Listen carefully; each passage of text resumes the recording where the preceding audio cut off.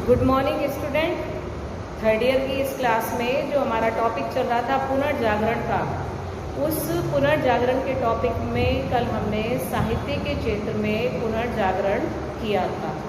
विभिन्न देशों के जो साहित्यकार थे, उन साहित्यकारों ने अपने साहित्य के माध्यम से लोगों को किस प्रकार जागरूक किया, इसके बारे में कल हमने डीपली स्टडी किया था। और आज की इस क्लास में कला के क्षेत्र में देखिए, पुनर्जागरण का कोई पर्टिकुलर फील्ड नहीं था कि किसी क्षेत्र विशेष में पुनर्जागरण हुआ हो।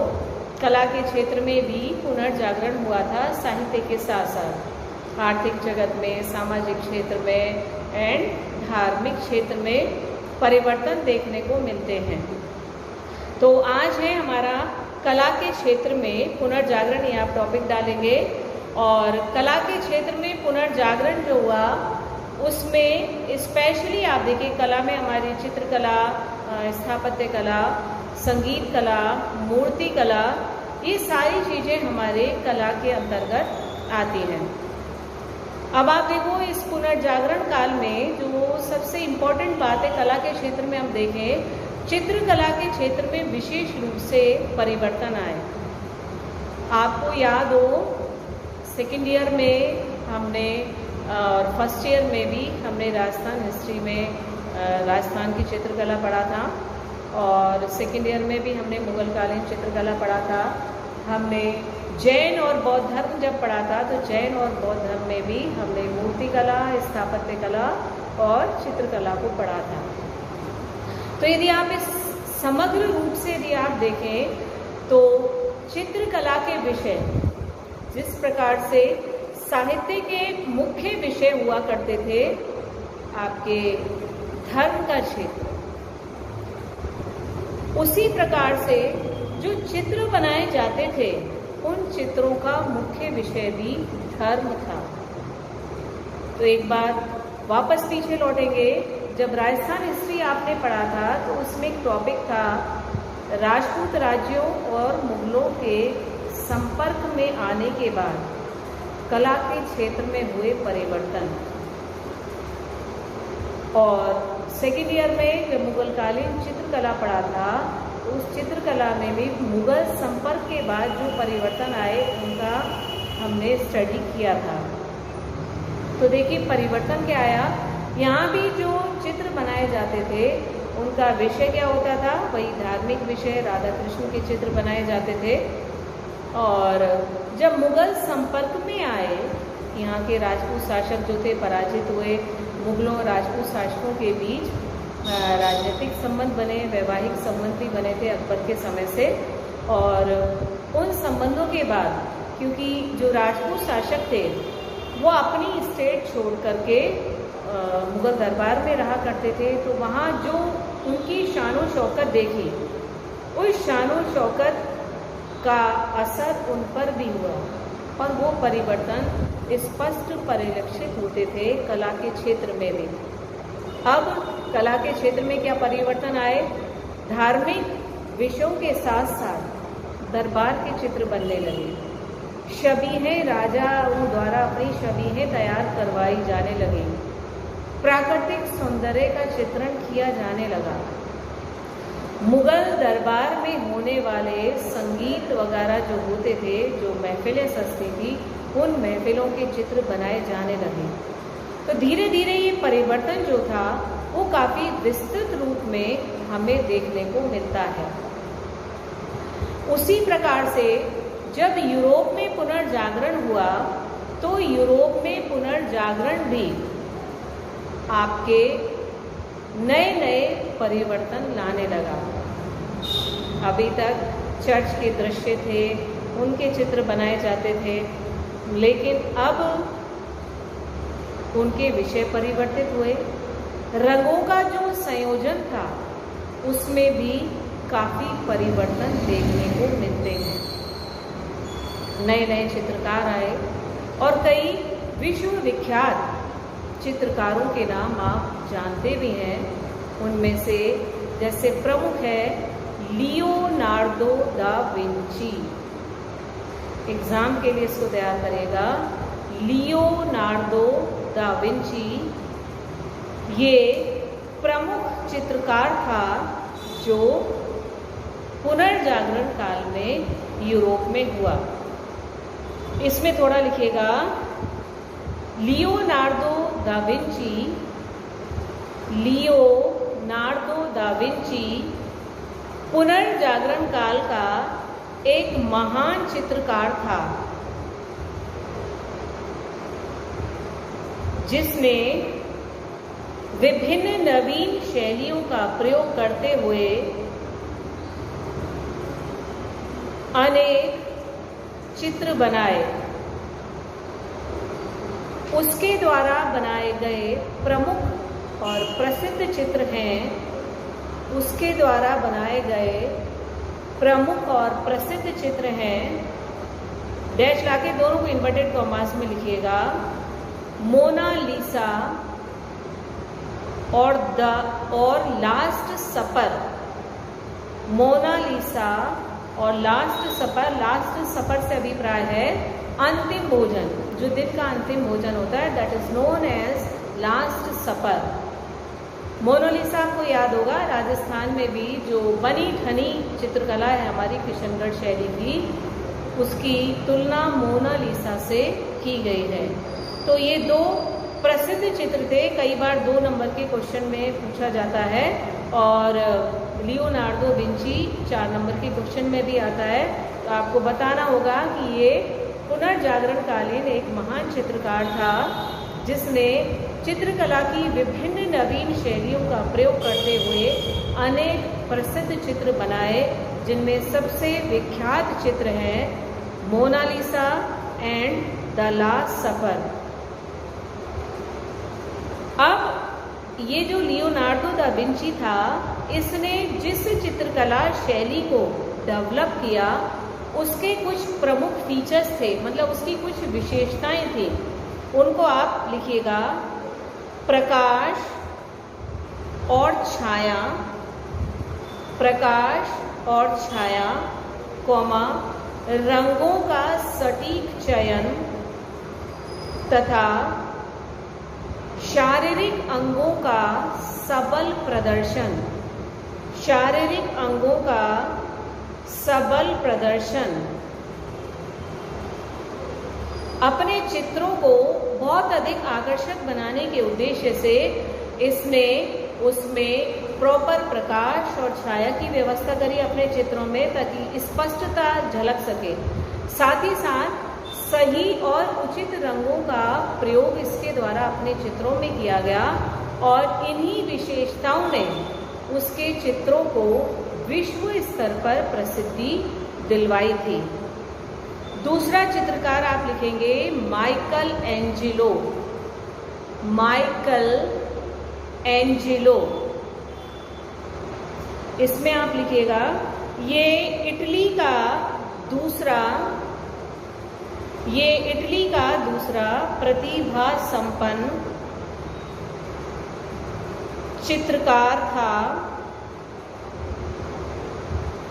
जो एक मूर्तिकार के रूप में भी विख्यात था। जो एक मूर्तिकार के रूप में भी विख्यात था। माइकल एंजेलो द्वारा अपने चित्रों को यथार्थवादी बनाने के लिए उसने मानव शरीर विज्ञान का गहन अध्ययन किया था। मानव शरीर विज्ञान का गहन अध्ययन किया था।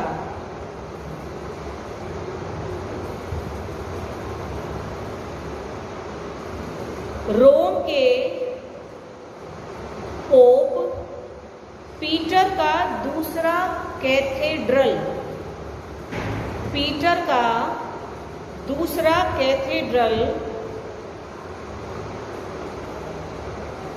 इस समय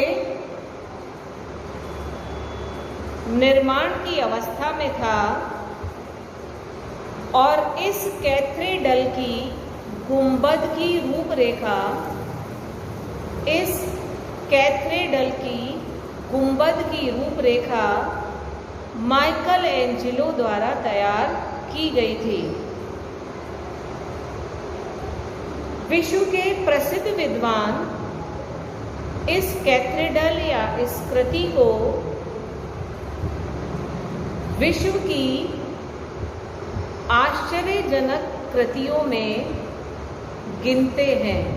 विश्व की आश्चर्यजनक कृतियों में गिनते हैं। माइकल एंजेलो द्वारा ही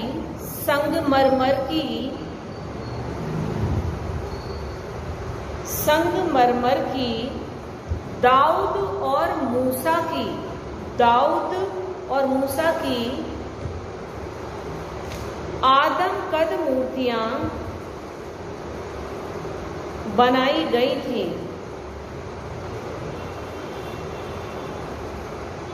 चित्रकला के क्षेत्र में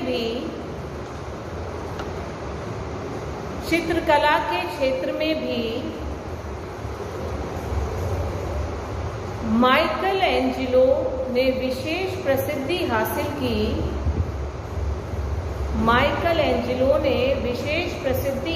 की। सीस्टाइन पैलेस की भीतरी छत को चित्रित माइकल एंजेलो द्वारा ही किया गया था।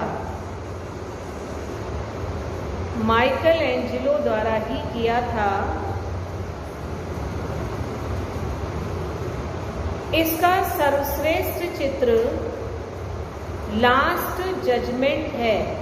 लास्ट जजमेंट मतलब अंतिम निर्णय। लास्ट जजमेंट है, जिसमें घोर निराशा और वेदना की अभिव्यक्ति की गई है। घोर निराशा और वेदना की अभिव्यक्ति की गई है। अगला चित्रकार लिखेंगे राफेल।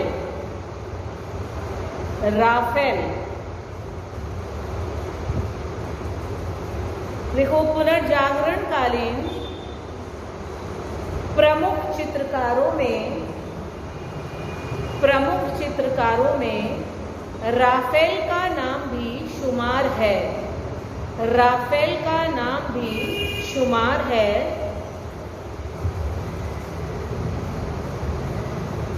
जो एक चित्रकार के साथ साथ अच्छा कवि और वास्तुकार भी था। सेंट पीटर के कैथेड्रल की रूपरेखा, वास्तुकार था ना, इसलिए सेंट पीटर के कैथेड्रल की रूपरेखा इसी के द्वारा तैयार की गई थी। इसके चित्रों में सजीवता, सुंदरता, मातृत्व, वात्सल्य और भक्ति की प्रधानता देखने को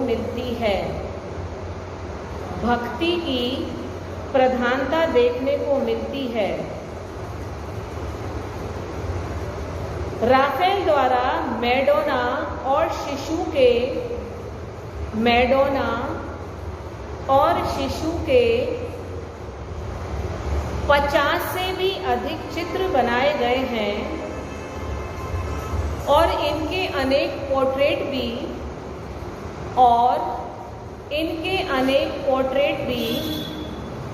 राफेल द्वारा तैयार किए गए थे।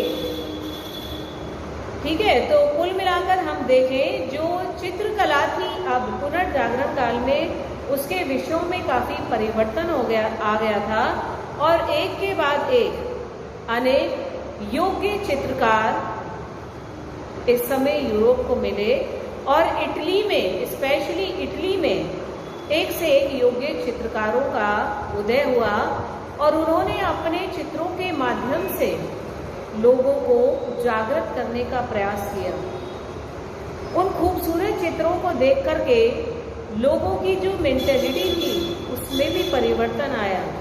अभी तक क्योंकि उन्हें सिर्फ परलोक के बारे में ही बताया जाता था, परलोक की जानकारी दी जाती थी, इस प्राकृतिक सौंदर्य मानव जीवन के सौंदर्य से उन्हें पूरी तरह से विमुक्त रखा गया था। अब स्थितियां परिवर्तित हो गई थी और इन परिवर्तित स्थितियों में जब ऐसे योग्य चित्रकारों, कलाकारों का उदय हुआ तो पुनर्जागरण की गति जो थी वो और अधिक बढ़ गई थी, उस गति में वृद्धि हो गई थी। इन 3 कलाकारों के साथ साथ और भी अन्य कई कलाकार हुए विभिन्न देशों में, जिन्होंने अपनी चित्रकला में सजीवता और यथार्थवाद को लाकर पुनर्जागरण की गति को और अधिक विकसित किया था। अब इसके बाद आप लिखेंगे मूर्तिकला। तो मूर्तिकला, जैसे अभी मैंने आपको बताया था, मूर्तिकला के क्षेत्र में भी कई परिवर्तन देखने को मिले। मूर्तियों के अंदर जब मूर्तियों का निर्माण किया जाता था तो उसमें सजीवता का विशेष ध्यान रखा जाता था। देखते ही लगे कि ये मूर्तियां जो हैं वो अभी बोल पड़ेंगी, इस प्रकार की सजीवता इन मूर्तियों में रखी गई थी। और पुनर्जागरण कालीन ऐसे ही मूर्तिकारों में एक मूर्तिकार जो अभी आपके माइकल एंजेलो हमने पढ़ा था, माइकल एंजेलो एक प्रसिद्ध मूर्तिकार था जिसने दाऊद और मूसा की आदम कद की मूर्तियां निर्मित की थी। और ये यथार्थवाद, ये सजीवता जो थी वो मूर्ति कला के क्षेत्र में एक नवीन परिवर्तन थी। विभिन्न मूर्ति कला की शैलियां जो थी वो डेवलप हुई इस पुनर्जागरण काल में, और उन नवीन शैलियों में मूर्तियों का निर्माण किया जाने लगा। इसके साथ साथ आप देखिएगा कई ऐसे मूर्तिकार थे जिन्होंने इन प्रसिद्ध मूर्तियों का निर्माण किया और उन मूर्तियों को उन्होंने सजीवता के साथ आम पब्लिक जो थी, जो जनता थी, उनके सामने प्रस्तुत किया। तो जो धार्मिक विषय वस्तु अभी तक चली आ रही थी मूर्ति कला के क्षेत्र में, अब वो भी परिवर्तित हुई। नए नए विषयों को लेकर, नए नए दृश्यों को लेकर के मूर्तियों का निर्माण किया जाने लगा। विभिन्न मानवीय अवस्थाएं जो होती हैं, उन मानवीय अवस्थाओं की मूर्तियों का निर्माण किया जाने लगा। तो माइकल एंजेलो जो है वो इस युग का एक प्रसिद्ध मूर्तिकार माना जाता है, जिसने विश्व में काफ़ी प्रसिद्धि प्राप्त की थी। इस युग का जो दूसरा प्रमुख मूर्तिकार था उसका नाम है लोरेंजो गिबर्टी। पुनर्जागरण काल का दूसरा महत्वपूर्ण मूर्तिकार था लोरेंजो गिबर्टी। फ्लोरेंस की बैप्टिस्ट्री के 2 दरवाजों पर अद्भुत नक्काशी का काम गिबर्टी की देन माना जाता है।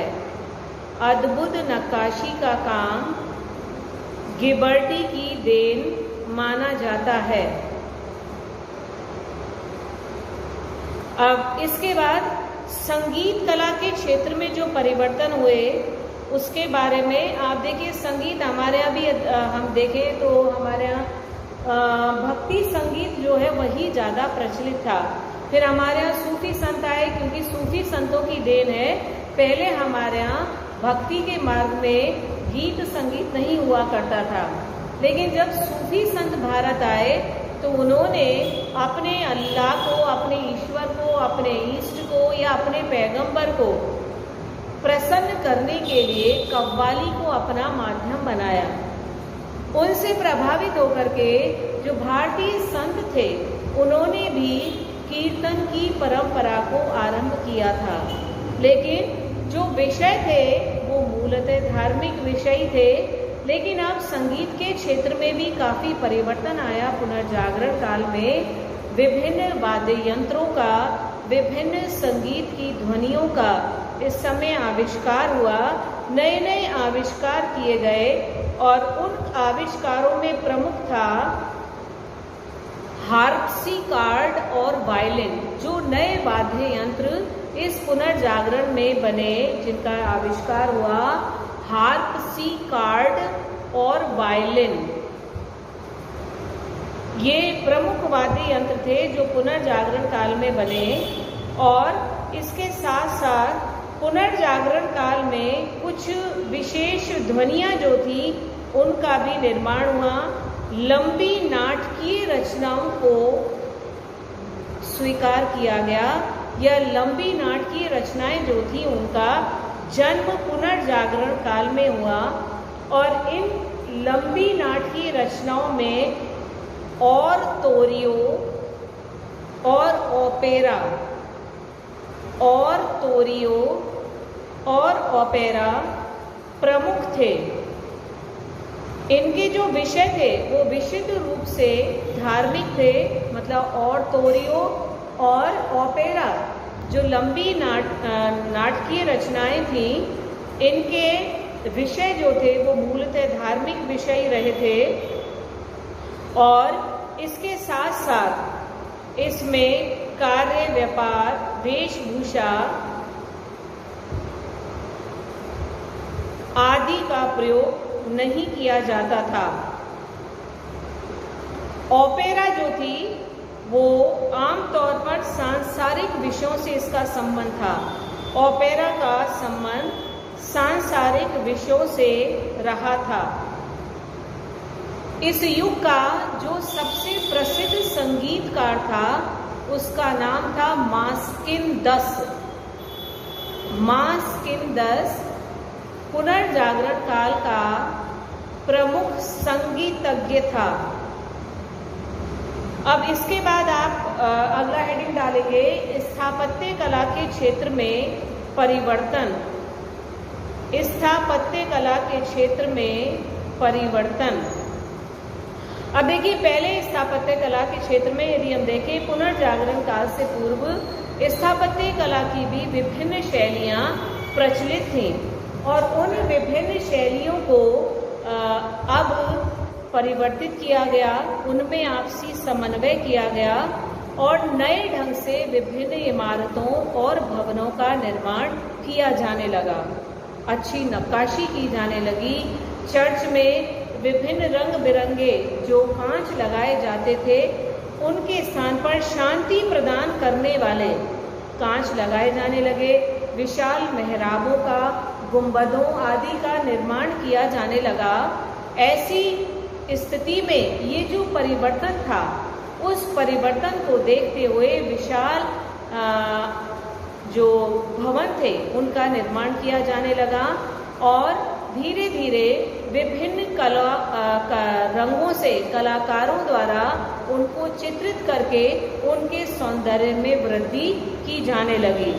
इस प्रकार से पुनर्जागरण काल में स्थापत्य के क्षेत्र में, चित्रकला के क्षेत्र में, मूर्तिकला के क्षेत्र में और संगीत कला के क्षेत्र में विभिन्न परिवर्तन हमें देखने को मिलते हैं। आज की इस क्लास में इतना ही। नेक्स्ट क्लास में एक नए टॉपिक के साथ, जो विज्ञान के क्षेत्र में पुनर्जागरण काल था, जो परिवर्तन हुए, जो आविष्कार हुए, उसको हम लोग लेंगे। तब तक के लिए have a nice day to all of you.